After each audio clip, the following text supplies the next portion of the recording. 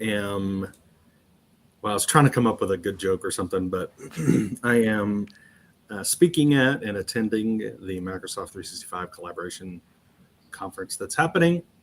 And I'm having a good time.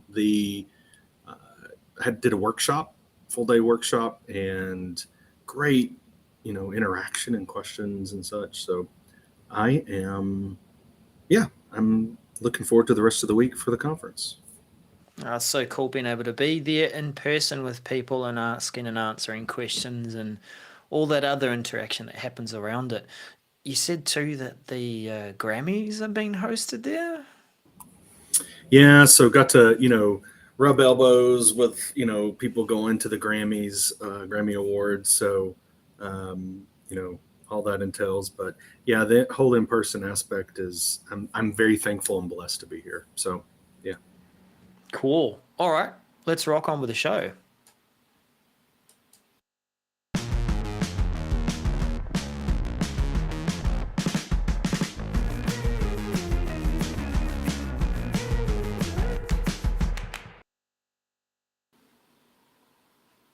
Give us a hello, everyone. No, I was thinking, because I am in Las Vegas and, they don't really like for you to be using the internet. They want you, gambling. That maybe, you should handle that, introduction thing because, Okay, I'll take it. Hello, everyone. No, welcome to the 365 Message Center show, where we help you plan for change, prevent or fix, stay informed, and come at you live from different places. Live. wherever we are, we just do it. So, um, Yeah. yeah, thank you everyone for being here. And we've got some interesting topics this week, and some interesting topics. I say it that way because it's like that's Is an. that called intonation, where your voice goes up and you're saying something? I think what it is it is coolness. Oh, It's yeah. A when you're cool, questioning, you can do cool that. tone. Could be interesting. There were also a couple of banks of updated messages saying updated timeline. So I cruised through those, and you know, but we do have one or two in today's which seem like they're familiar, but there were some changes to it. Indeed. Hey, look, let's start up with this. I know we'll get our screen shared and start talking about messages, Daniel. I like to see SharePoint as no. We're starting from the bottom of the list. Ooh, that was close. Tell us about this option to do Yes. with presenter mode. Presenter modes move and resize options, MC348225. And this is one of those that I think is pretty interesting because one thing with Teams and being able to really kind of give an interactive type of experience, or maybe a little better experience to for your viewers of the content you're sharing, but also of you. We've had this ability to kind of put yourself over, the video and the content in this mode. But this has really given us more presenter modes and given us more options, right, for being able to show ourselves and also focus on the content. So, Mm. presenter modes on video based screen sharing.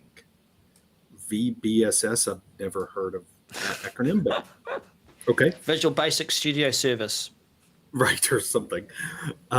So we're going to be able to have a couple of new additions here in standout mode, being able to choose whether you're on the left or right, and also adjusting the video feed size for the type of presentation. I love that, being able to, say, "Ooh, I need to be a little smaller," just to focus on content, or be bigger if that's what is needed here. If you're doing something that you really want to engage with your audience and have people see your mannerisms and see what you're doing.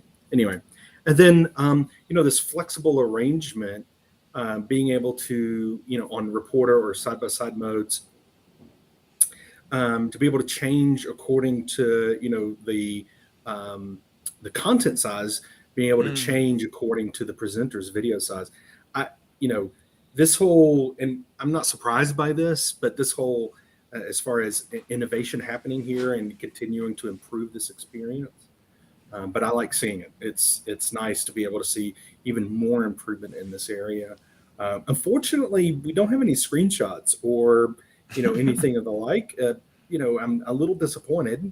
Normally, with the Teams group, they provide things like that, but didn't this time. Standard rollout will begin early April, so nowish, and complete by late April. And then government, well, it's just an interesting way of putting it's just government. I guess all the government tenants types, I guess. But so that's when when it's rolling out. So are you excited to see this, Darrell? I'm happier to see this than I was when it first rolled out. I mean, I like the feature. I haven't used it much. Sometimes I've used it for a bit of fun. But it was very restricted in how it presented that content, and you had to design your slides around, if you're going to use Standout, for example, that there's this little bottom right-hand corner where you might appear. So if you're going to use that, you have to design it so your content's not covered by you. Whereas the other options of Reporter and Side-by-Side, it would show all the content, but then you'd also have to think about, is that going to be visible when it's in side-by-side or reporter mode, because it's a bit smaller. So having these options of deciding where you're going to be and how big and small the content's going to be is important to, it just gives you more creativity. It does. I 100% agree with you, 100%. So let's talk about loop components. Yeah, this is actually one of the messages where sometimes Daniel and I go, we've definitely talked about this, and it's almost a copy of what we had before. Why are they republishing it? Loop components in Teams chat. MC 348227. They definitely reference and say this is when we first talked about it in July, MC 270177. But they are adding some details amidst the rest of the message, which are significant.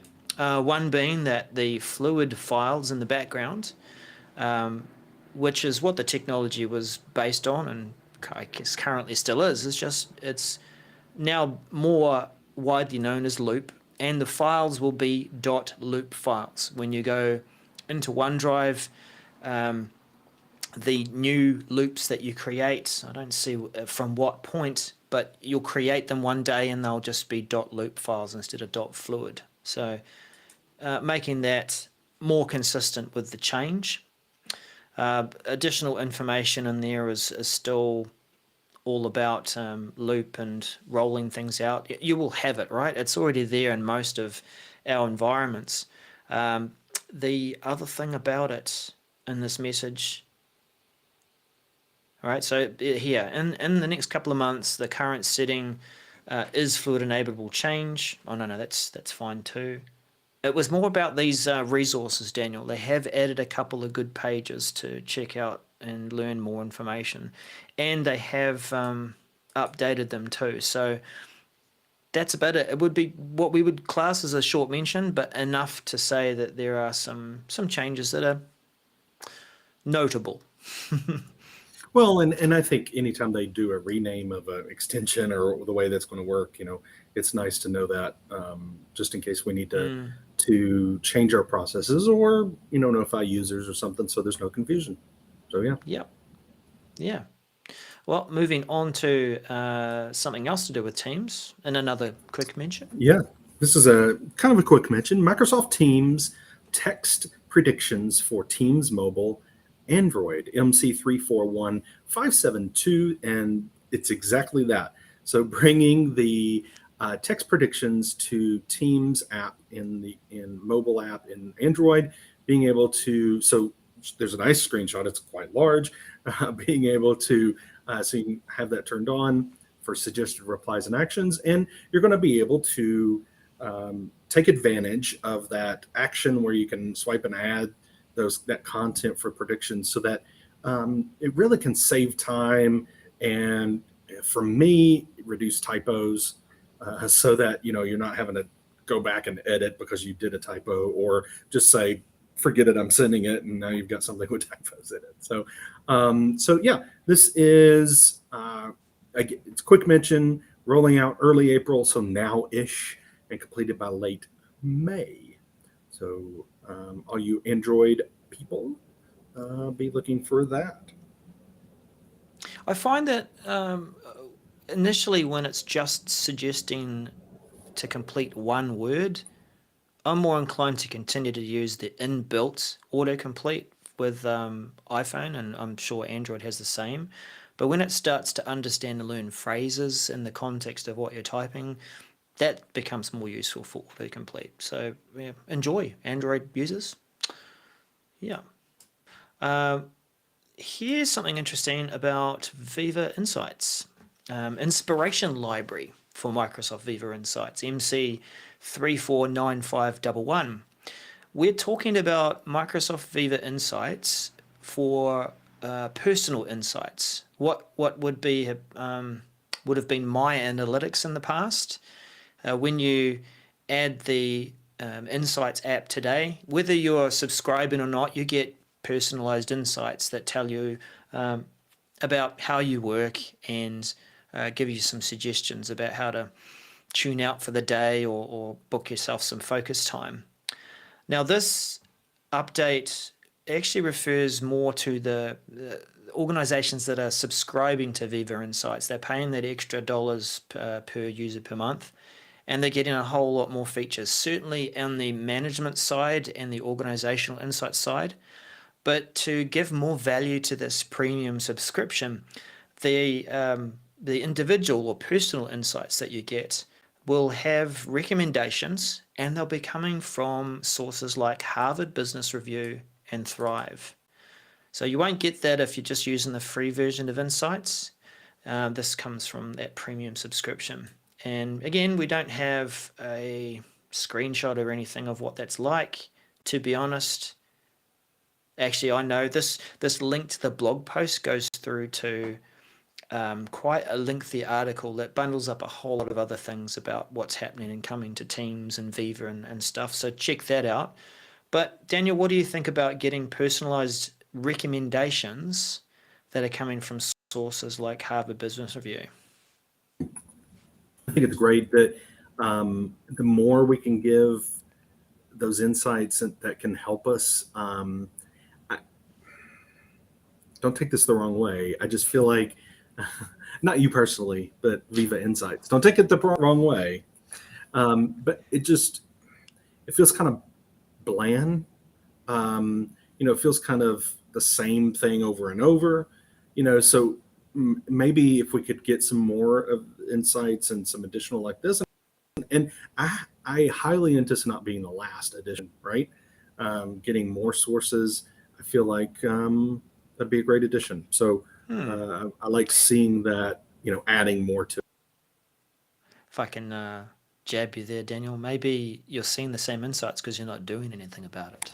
Yeah, maybe so. Agree though, like it does need fresh content, and even fresh insights over time would be great too. Okay, moving on to forms and the portal page. Yep, Forms portal page experience improvement, MC 349513. And this is all about the portal page, the forms kind of home.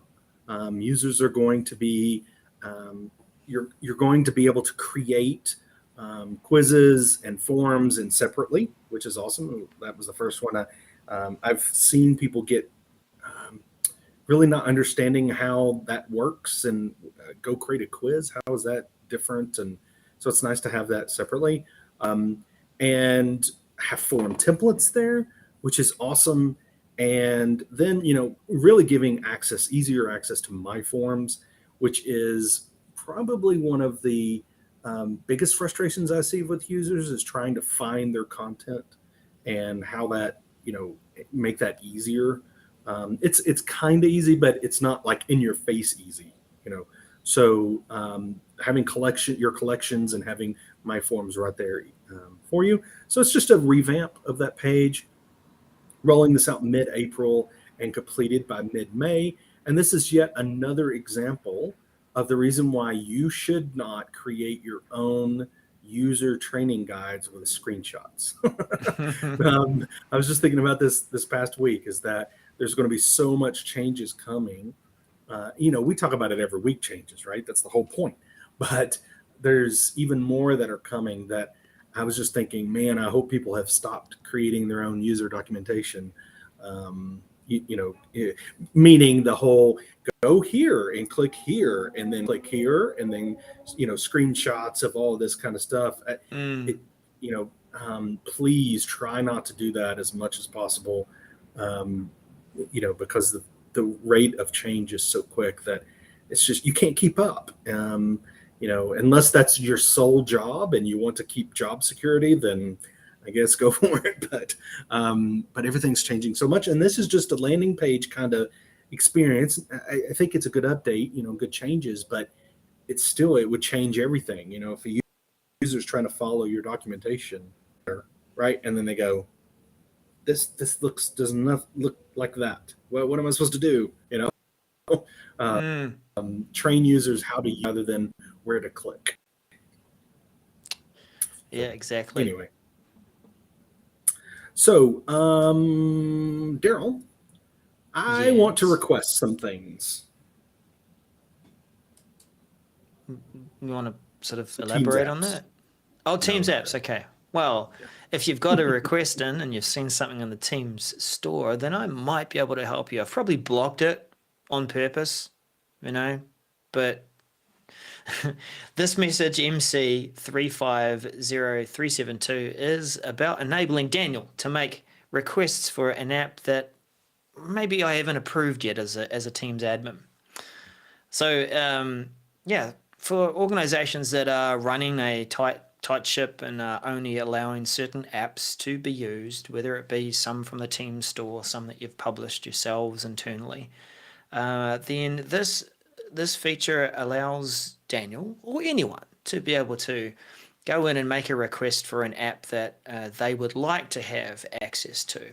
And then remember, the Teams store is also a changing place. There are more apps being published there every so often to help enhance your experience with perhaps third-party systems or your own sort of way of interacting with Microsoft 365 products. So interesting thing about this message before we go a bit further. Wowzers, different size font. I mean, we are the Message Center show, so we've got to point some of these things out just for variety. And for those on the podcast, you might see that message is interesting to look at. So if we want to make that request, then we can go to that Teams store, and as a user, we can go through and find some of these apps. The apps are going to be suggested to us based on popularity, but it also seems too that there's an algorithm for your organization that looks at what are the apps that other people are installing, and it suggests them to you as well, along with the ones that have been published and promoted from within your organization. So you'll go to an app, you can request approval, and admins will get a view of those apps that have been requested. Now the screenshots are not great. Let me see if I can blow this up into a different tab, make it possible for us to see. Does that improve it? Yes, it does. The admin view. So you're in Teams Admin Center and Manage Apps. This is the Contoso app. And beside the app is a section called Manage Requests. There's 124 requests for the Contoso app, where you can check out those requests and then responding to them. Not that. Is there a response thingo down here? Let's try and open that up as well. So you go into Manage Requests. You can approve those requests. review the permissions, dismiss all the requests for them. So yeah, though Daniel, you had a thought about this. The message claims that it's going to be a seamless experience for admins to manage these requests. Does it feel like it's still kind of clunky to find your way Well, through? I think that's the key. Is it a good experience for the admin to, number one, be notified, Mm. and then number two, do it. So notification, we get no information here whether it's be notified, but also the way we get to it, it seems like it's one off, right? You go to the app, you say, yeah, what are they request, approve, it feels like maybe the workflow could be improved here. Now, Mm. we don't have the information, so maybe the admin's getting approved, getting requests, but um, you know, I'd be a little worried because what if, a whole hundreds of people go out and request an app, and so an admin's been inundated. So I think there's some balance there, but I think you're going to have to add it if you're a Teams admin, add it to your flow of going in and checking for, apps that are requested. Mm. Yeah, I mean, I would hope that there is some kind of signal there that makes it easier. But yeah, that is rolling out this in late April and expect to be completed in May, and it is just a better experience for choosing apps and trying to signal which ones you want. We'll finish off with something else in SharePoint, Daniel.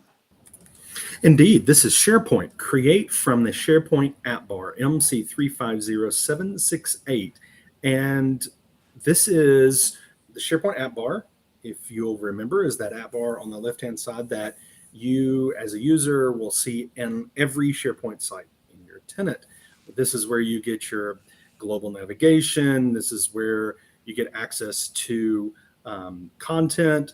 But now, like my files and my news, and my list, but you're also going to be able to create content from the app bar, being able to create a site, a SharePoint site, as well as creating a list, so Microsoft list, or Office document like Word, Excel, PowerPoint, and a OneNote notebook.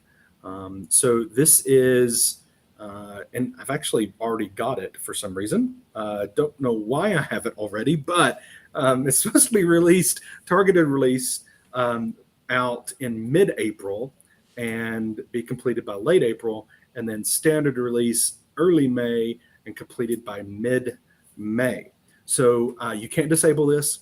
The only thing that you can do is if you've, disabled the ability for people to create sites, self-service kind of thing, then that option will not appear. Sites will not appear in that list. But, this says you don't need to do anything to prepare for this change. That's hogwash. I think, this is something that users are going to start seeing, and it would be nice to be able to communicate that this is coming, easy access, what happens. Basically, when you go and click it, you're going through the normal procedure. So when you click create a site, it's going to go through that normal site creation process that you know and love or hate. I don't know. Same for list. You're going to be able to select where you're going to save it, right? In My List in OneDrive or on a SharePoint site. So that process is it's really just shortcuts to get you there, to be able to do it easily and quickly there. So, yeah. I think it's a pattern coming, isn't it? We've seen this in SharePoint and also we've seen something similar within Outlook, adding the To-Do app, and what else is going to appear there. This side menu has been built out. We've talked about this when the list app or list icon was added. We've talked about this with Teams. Every time they add yet another app, they're going to put on there with like Viva. But it's like how much are we going to add there, and is there eventually going to be a, kind of like with Teams, more apps, and then it's going to, we'll see. But for now, it looks okay. I can tell it looks all right. It's not too in the way at all. But it's a plus sign there. It's pretty intuitive of I'm going to add something, and so we'll see how users adopt it. Cool. That is our last message for the week. And Daniel, thanks so much for joining, Well, co-hosting from thanks Las for Vegas. making this happen, enabling me to continue hosting the podcast with you. Yeah, it takes me back to those days when we used to try and do it live at like SP Fest and other stuff like that. Yeah, indeed. Network troubles are always fun, but Yeah, especially at we events. try to make it happen. Yeah, that's right. So we'll finish off by reminding you to like the episode if you found it useful, to subscribe if you haven't already, to hit that bell if you want to get the notifications of when we do drop new episodes. And you also will find the podcast in its various different locations and forms at messagecenter.show, and you'll find it all there. Also, look out for Daniel's post too on regarding 365.com as a wrap up and pointing us to those resources. Thank you all. We'll see you again next week. Bye for now.